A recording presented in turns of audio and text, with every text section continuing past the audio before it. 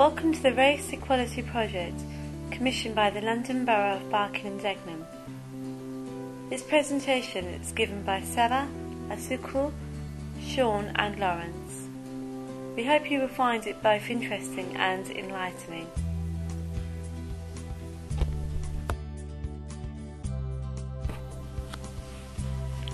What is a hate incident? A hate incident is an offence committed against a person or a property because of their perceived membership to a social group.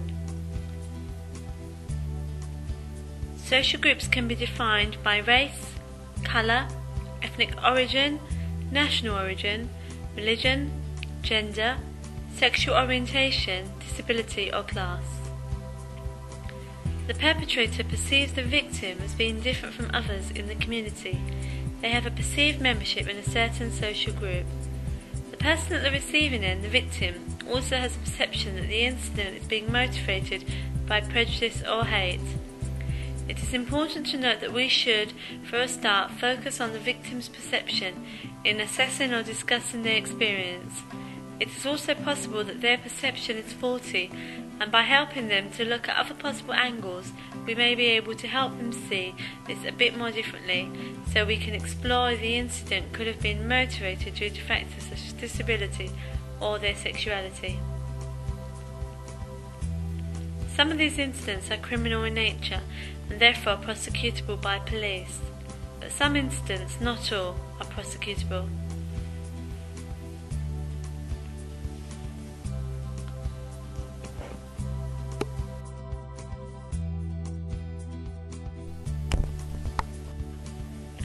Examples of criminal incidents: assault, ranging from pushing through to physical attacks, grievous bodily harm to murder.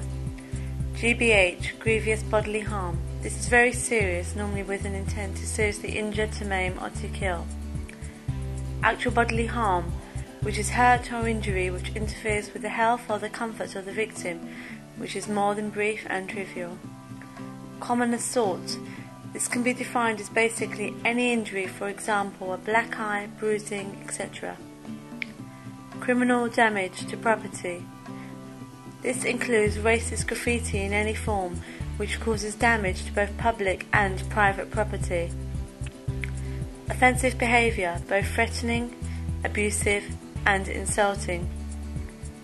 An example of this could be verbal racist abuse ranging from jokes to offensive remarks and comments. Harassment, designed to cause the victim alarm or distress. This could include having objects thrown at people or their property and intimidation at work.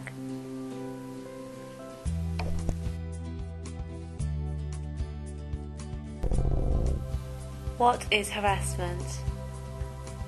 Harassment can take several forms and is any behaviour that targets an individual, a family or a group, and which intimidates, dominates or harms and deprives them of the right to the peaceful and quiet enjoyment of their home. Persistent harassment may continue for months or even years. Such campaigns of harassment are usually carried out by people living in the same area and may often be focused on the victim's home and neighbourhood. The impact of such repeat victimisation may be as devastating as that of physical assault. Much of the racist bullying in schools would fall within this category of persistent harassment. It has been defined as offensive, annoying or disagreeable behaviour that impacts negatively on a resident's quality of life in and around his or her home.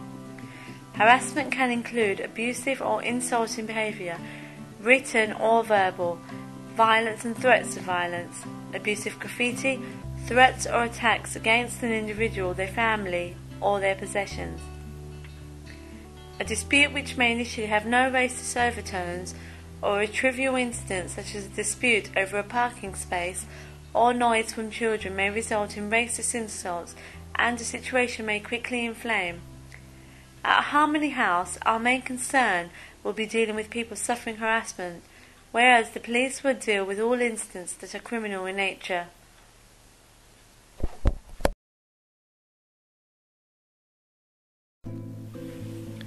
Non-criminal incidents. Incidents that are not severe enough to warrant police involvement or prosecution. However, the volume and scale of occurrences can alter the situation where non-criminal incidents become criminal in nature. These types of incidents are generally made up of discriminatory attitudes and actions. It is important to look at different forms of discrimination.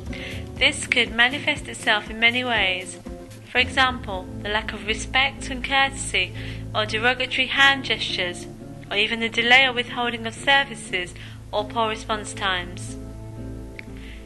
These incidents have the ability to cause enduring emotional and psychological stress. Some of these incidents are so subtle and insidious they can go on for a long time without any intervention due to the absence of sufficient and significant evidence. By their very nature, these incidents are extremely damaging to the victim.